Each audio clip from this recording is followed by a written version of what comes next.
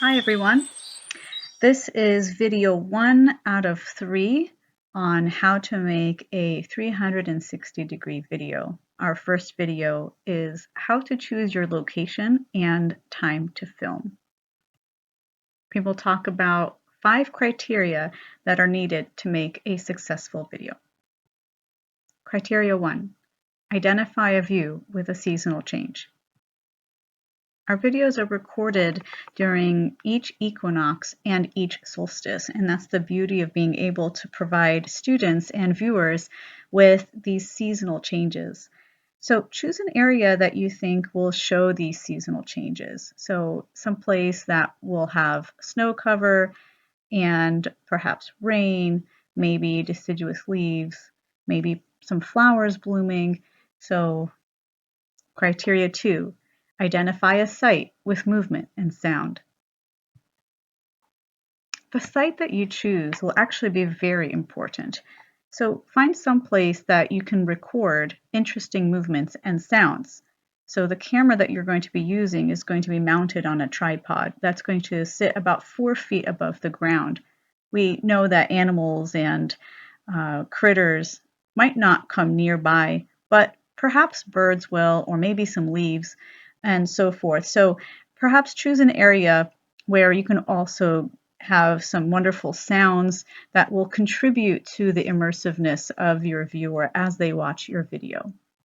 Remember, we want these videos to provide as much detail about the environment as possible for your viewers. Criteria 3. Identify the time of day. The time that you choose to record your video will depend upon the best lighting and, of course, the best activity that will occur during the time you want to show off to your viewers. For most sites, this will be within a few hours after dawn. For a dark forest, this might be at noon. So whatever the time that is best for your habitat, make sure to have your recordings at roughly the same time throughout the year relative to sunrise and sunset. Criteria 4. Identify site access. Make sure this is a site that you can gain access to at any point throughout your year. Remember that we are making seasonal videos, so be sure to choose a site that you can access year-round.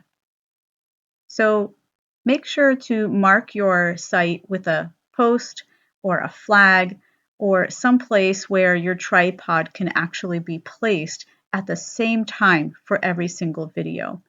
If this is not an option, perhaps consider taking some pictures and notes to help you refer to the exact same site for your videos that are going to come later. Also, make sure you choose a site at the right time of day. Whenever time is best for recording your habitat, make sure you can easily reach that site at that time frame. Criteria 5. Identify videographer pathway.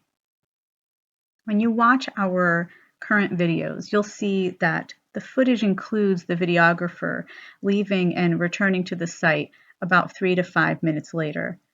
Make sure to have a route picked out for the videographer to leave, remain out of sight, and return to the camera.